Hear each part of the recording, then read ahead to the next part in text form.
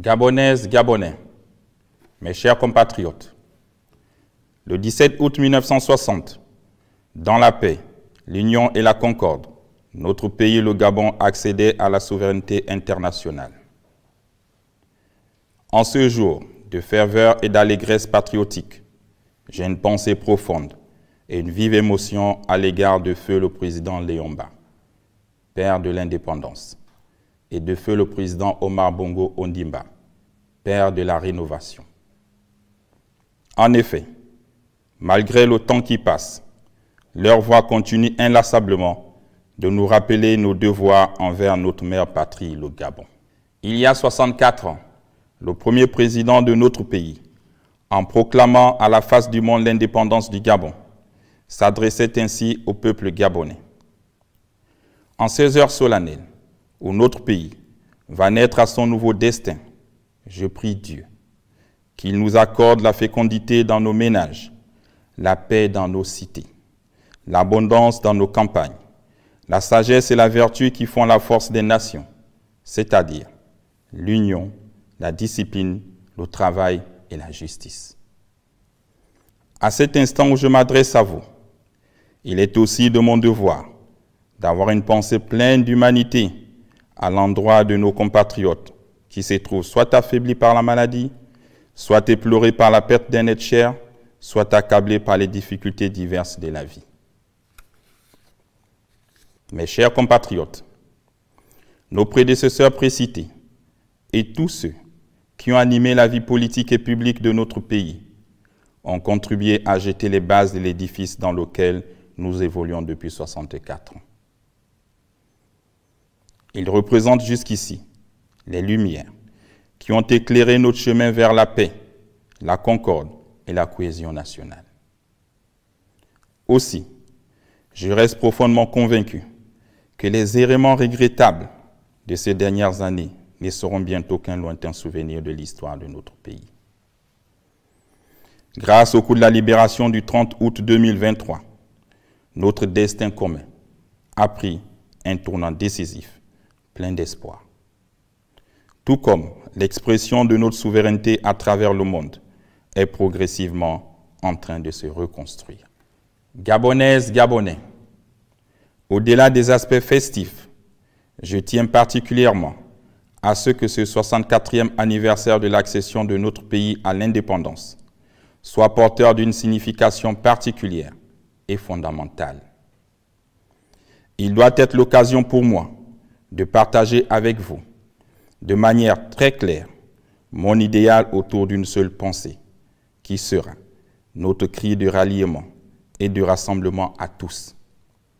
Construisons ensemble notre pays. Oui, peuple gabonais, construisons ensemble notre pays. Cette construction ne concerne pas exclusivement les infrastructures. Il s'agit pour moi d'envisager quelque chose de plus grand et de plus profond que les routes et les bâtiments. J'entends faire émerger un nouveau type de Gabonais en formatant les mauvaises mentalités. À ce titre, il me plaît de vous présenter 5 objectifs majeurs, résumés ainsi qu'il suit.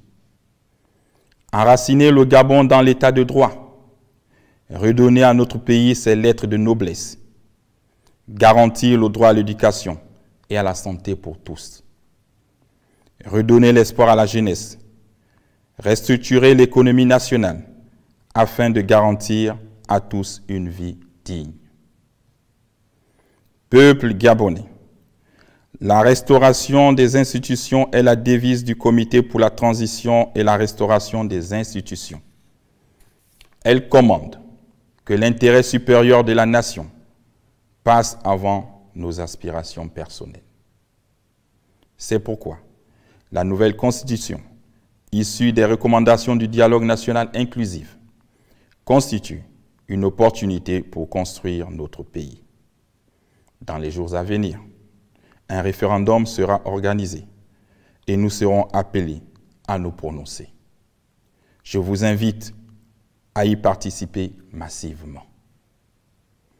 Mes chers compatriotes, la restauration de la dignité du peuple gabonais passe également par la réappropriation de son économie.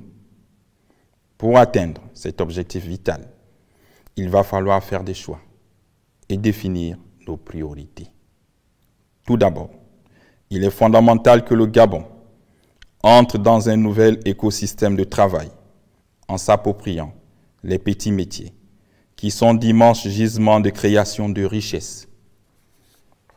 Ceci permettra de résorber significativement le chômage des jeunes.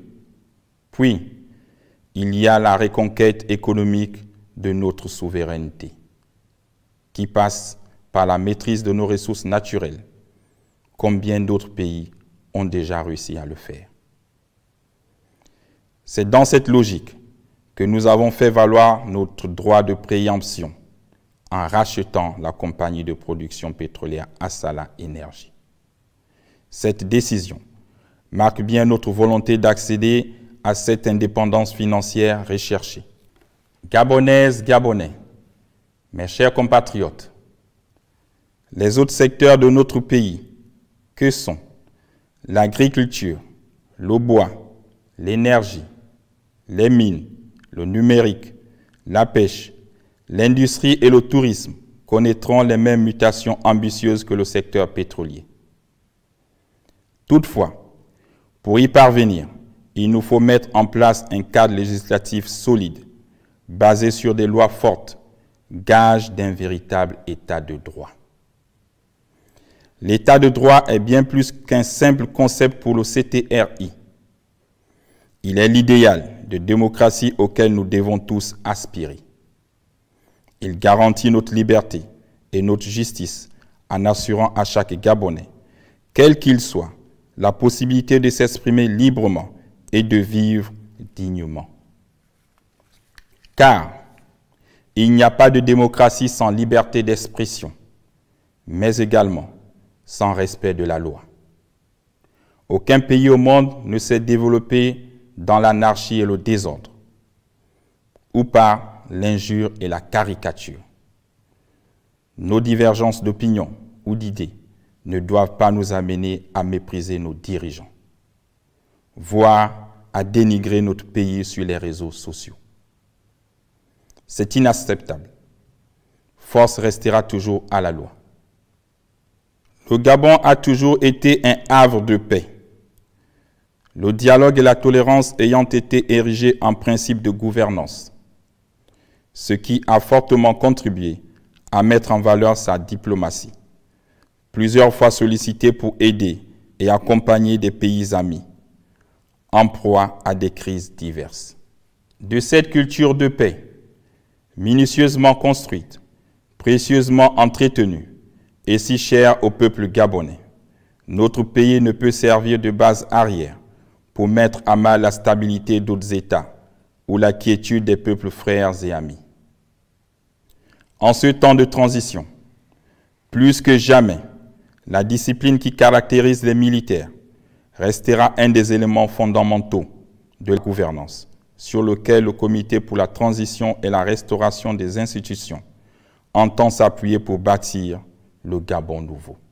Mes chers compatriotes, c'est pour placer résolument notre pays sur la voie de l'état de droit que nous avons choisi comme thème de cette célébration de l'indépendance le coup de la libération du 30 août 2023, une opportunité pour notre essor vers la félicité.